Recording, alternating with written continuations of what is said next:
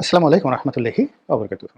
সম্মানিত দর্শক, আজকের এই বক্তব্যটি বা আজকের এই প্রসঙ্গটি বা শিরোনামটি যদিও আপাত দৃষ্টিতে বিএনপির জন্য, কিন্তু এর যে প্রেক্ষাপট বা পরিস্থিতি কিংবা এর যে সারাংশ, এটি আমাদের রাজনীতির সকলের জন্য প্রযোজ্য, বিশেষ করে চলমান রাজনীতি নিয়ে। প্রথমে সংবাদটি বলে নেই বা ঘটনাটি বলে নেই খুবই সংক্ষেপে।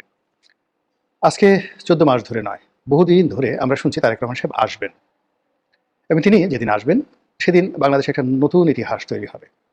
এয়ারপোর্টে কোটি কোটি মানুষ চলে আসবে। ঢাকা শহরে যদি 2.25 কোটি লোকের বাস হয়, তাহলে সেক্ষেত্রে তারেক রহমান সাহেবকে বরণ করার জন্য ঢাকাবাসীর একটা বিরাট অংশ রাজপথে নেমে আসবেন, এবং তার ভক্তকুল যারা আছেন সারা বাংলাদেশে, তারা ঢাকা শহরে চলে আসবেন, এবং ঢাকা শহরে তিল ধারণের জায়গা থাকবে না।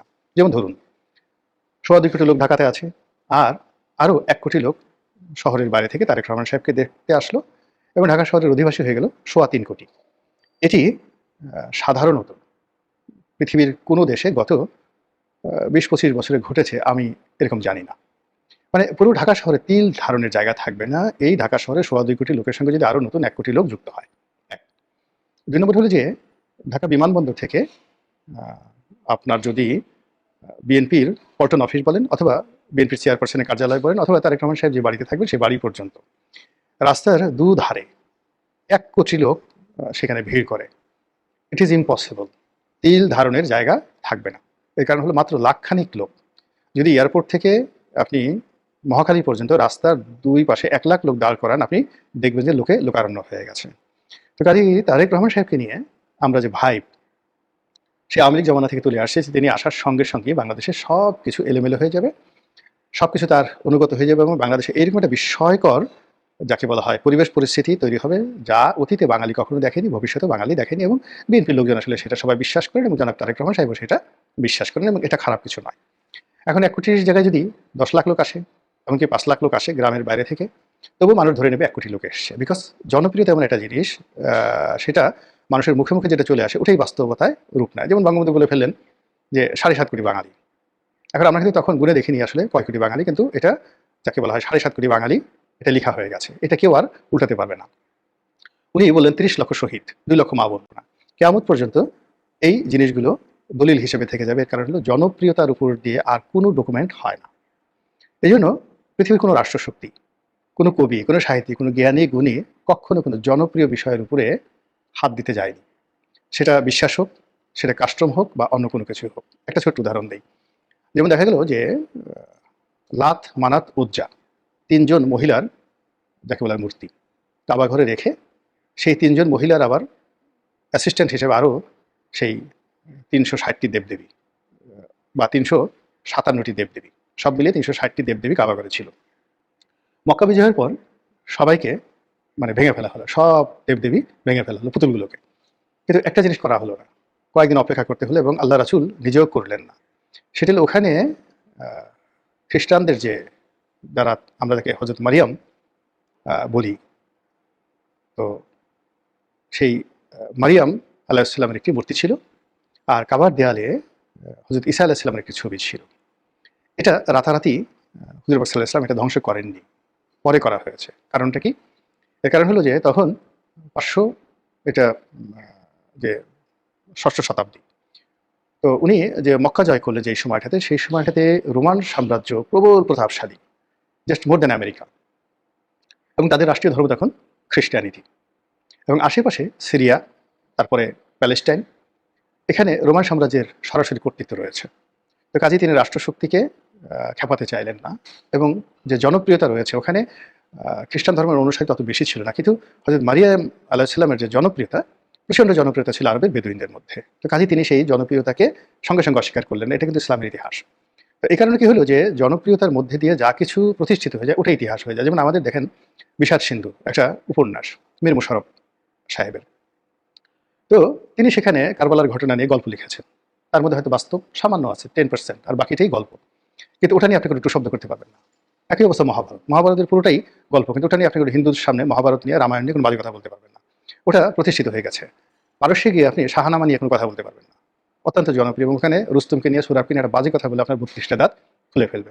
তো যেটা বলছিলাম, বাংলাদেশে তারেক রহমান সাহেবকে নিয়ে যে মিথ এবং ম্যাথোলজি তৈরি হয়েছিল যে তিনি আসলে এটা হবে, তো তিনি আসার সঙ্গে সঙ্গে যে কজনই লোক হতো না কেন, ওটাকে মানুষ ওই যে তার গল্পের সাথে মিলিয়ে ফেলতো। আর জনপ্রিয়তা একটা ব্যাপার হলো, তিনি আসার সঙ্গে সঙ্গে তার পুরো পরিস্থিতি তার অধীনে চলে যেত এবং তিনি যেটা বলতেন সেটা আইন হয়ে যেত। যেভাবে বঙ্গবন্ধু বাংলাদেশে ফিরে আসার পরে সব কিছু, কি মন্ত্রী, কি এমপি, কোথায় কি লেখা আছে, কি কোর্ট কাছারি, হাইকোর্ট, তিনি বলে দিতেন অমুক মুক্তি পাবে, সাথে সাথে সে মুক্তি পেয়ে যেত। অমুকে জেলে ঢোকার সঙ্গে সঙ্গে সে জেলে ঢুকে যেত। এইভাবে পার্লামেন্ট ওথ নেওয়ার আগ পর্যন্ত পুরো দেশ বঙ্গবন্ধুর মুখের কথা চলছে। তারেক রহমানের ক্ষেত্রে কিন্তু ঠিক সেম ঘটনাটা ঘটতে পারত গত 14 মাসে। কিন্তু সমস্যা হলো যে তিনি এই 14 মাসে আসেননি। কেন আসেননি? এটা তার ব্যক্তিগত বিষয়, তার দল জানে। কিন্তু ইদানিং যে কথাগুলো বলা হচ্ছে, এটা নিয়ে আমি আসলে আপত্তি জানাতে চাচ্ছি, আমার বক্তব্য দিতে চাচ্ছি। বিএনপির বন্ধুরা রাগ হতে পারেন, কিন্তু আমাকে কথা বলতে হবে। প্রায় সেই গত ৩-৪ মাস ধরে আমরা শুনছি, আরও বেশি ৬ মাস ধরে শুনছি তারেক রহমান সাহেব এই ফেব্রুয়ারি মাসে আসবেন, তারেক রহমান সাহেব মার্চ মাসে আসবেন, এপ্রিলে আসবেন, জুনে আসবেন, এখন সর্বশেষ নভেম্বরের শেষ সপ্তাহে আসবেনই। নভেম্বরের শেষ সপ্তাহে আসবেন এবং ২-১ দিন এদিক ওদিক হতে পারে, সালাউদ্দিন সাহেব এই কথাগুলো বলে যাচ্ছেন। ২ নম্বর হলো তারেক রহমান সাহেব আসবেন, তার জন্য বাড়ি তৈরি হচ্ছে, গুলশানে একটা ডুপ্লেক্স বাড়ি, সেই বাড়ির ছবি ছাপা হচ্ছে, সেই বাড়িতে ধোয়া মোছা করা হচ্ছে, সেই বাড়ির লন ঠন সব কিছু দেখানো হচ্ছে, ইত্যাদি নানা রকম কাজ করা হচ্ছে। এখন এতে করে ত্রিমুখী সমস্যা তৈরি হয়েছে। প্রথমত হলো যে তারেক রহমান সাহেব যদি এই ডিসেম্বরের মধ্যে না আসেন, তার রাজনীতি শেষ এবং বিএনপি রাজনীতি শেষ। আর যদি তিনি যদি আসেন, তাহলে এই গত 14 মাস ধরে তাকে নিয়ে যে মিথ তৈরি হয়েছে, যে ভাইব তৈরি করা হয়েছে, যে উত্তাপ ছড়ানো হয়েছে, সেটি এই নভেম্বর মাসে এসে একেবারে অসম্ভব একটা বিষয়। ফলে কি হলো, তার এই আশাটা যদি আরো ৬ মাস আগে হতো, তাহলে বিএনপি যে বেনিফিট হতো, এখন সেটা বিএনপির জন্য বুমেরাং হয়ে যাবে। এই গেল এক। ২ নম্বর হলো যে তিনি ধরেন তিনি এলেন না, তো সেক্ষেত্রে তার আগমন নিয়ে বিএনপির যারা লোকজন আর দ্বিতীয়বার কথা বলতে পারবে না। আর সবচেয়ে বড় ব্যাপার হলো যে যদি তিনি ধরে নেওয়া হয়, দল চালাচ্ছেন ধরে নেওয়া হয়, তার কথাই সবকিছু হচ্ছে, কিন্তু অন বিহাফ অফ হিম এখানে বিএনপির যে সকল শীর্ষ নেতৃবৃন্দ রয়েছেন তাদের একটা ওয়েট আছে। তারা তারেক রহমান সাহেবের দোহাই দিয়ে, তারেক রহমান সাহেবকে মূল মন্ত্র ব্যবহার করে, তাকে সাইনবোর্ড হিসেবে ব্যবহার করে তারা কিন্তু তাদের কাজকর্ম চালিয়ে যাচ্ছেন।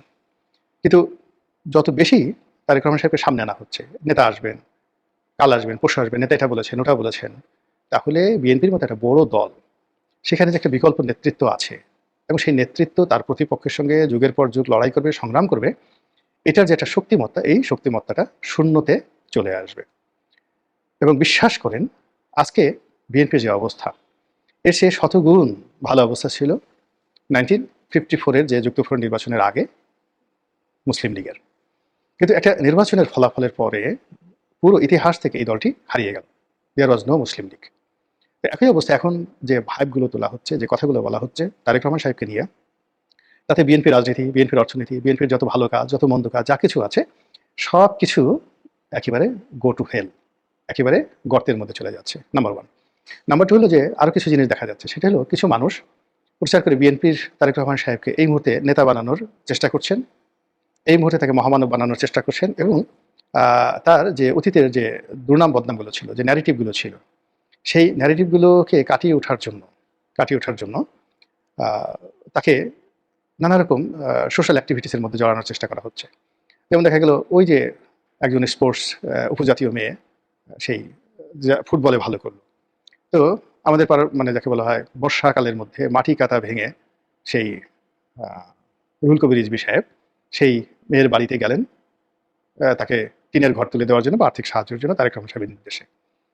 এটা নাটক তৈরি হয়েছে এবং এই নাটকের কোনো ইম্প্যাক্ট ছিল না। আমি বললাম তাই আপনারা মনে করলেন। বিশ্বাস করে দেখেন, এটা আপনি দেখেছেন বা দেখেননি, বা এই যে আমার মুখে শুনলেন, আপনার কোনো ইফেক্ট তৈরি করেছে কিনা। বা তারেক রহমান সাহেব অমুক পরিবারের দায়িত্ব নিয়েছেন, রাস্তায় ওরকম একটা ছেলেকে বা মেয়েকে গায়ের রং ঠিক অস্বাভাবিক হওয়ার কারণে তার পিতা ছেড়ে গেছে, তার দায়িত্ব নিয়েছেন। এই জিনিসগুলো এখন বিএনপির বিরুদ্ধে যে ন্যারেটিভ তৈরি হয়েছে, তারেক রহমান সাহেবের বিরুদ্ধে যে ন্যারেটিভ তৈরি হয়েছে, এটা 2001 থেকে 2006 সালে যে ন্যারেটিভগুলো ছিল তার চেয়ে আরও বাজে ন্যারেটিভ তৈরি হয়েছে। তখন বিএনপি রাষ্ট্র ক্ষমতা ছিল, তারপরে সেই সময় খাম্বা, হাওয়া ভবন, মিস্টার 10% ইত্যাদি যে ন্যারেটিভগুলো, ওইগুলো মোকাবিলা করার জন্য অনেক রাষ্ট্রীয় মেশিনারি ছিল। কিন্তু এখন বিএনপির হাতে আসলে কোনো মেশিনারিজ নেই, কোনো অ্যাট্রাকশন নেই, নাথিং। তো সেই ক্ষেত্রে আগের যে ন্যারেটিভগুলো ছিল, সেই ন্যারেটিভগুলো বেড়ে গেছে, অনেক বেড়ে গেছে, অনেক বাজেভাবে বেড়ে গেছে। ঠিক সেই অবস্থাতে যদি তারেক রহমান সাহেবের একটি ভালো কাজ, ভালো ইচ্ছা, ভালো প্রচার এবং প্রোপাগান্ডা এখানে ছেড়ে দেওয়া হয়, এটি এক বালতি দুধের মধ্যে এক ফোঁটা গোচনার মতো, পুরো দুধটাকে নষ্ট করে দেওয়ার মতো অবস্থা। তো এক্ষেত্রে যেটা হচ্ছে যে এই কাজগুলোই যদি বিএনপি যখন ক্ষমতায় আসতো, ক্ষমতায় আসার পরে যে সকল অনেক এক্সপার্ট আছে এই ধরনের মানুষের ইমেজ পুনরুদ্ধার করার জন্য, দেয়ার আর ম্যানি অর্গানাইজেশন, ওয়ার্ল্ড মানে ক্লাস অর্গানাইজেশন রয়েছে। বাংলাদেশে কোনো এরকম প্রতিষ্ঠান নেই। যেমন ধরেন এখন শেখ হাসিনার ইমেজ পুনরুদ্ধারের জন্য, তার বক্তব্য ঠিক করার জন্য, তার ভাষণ রেডি করার জন্য, তার সাক্ষাৎকার গ্রহণ, সাক্ষাৎকার তৈরি করা, এগুলো করার জন্য নিঃসন্দেহে কতগুলো এজেন্সি কাজ করছে।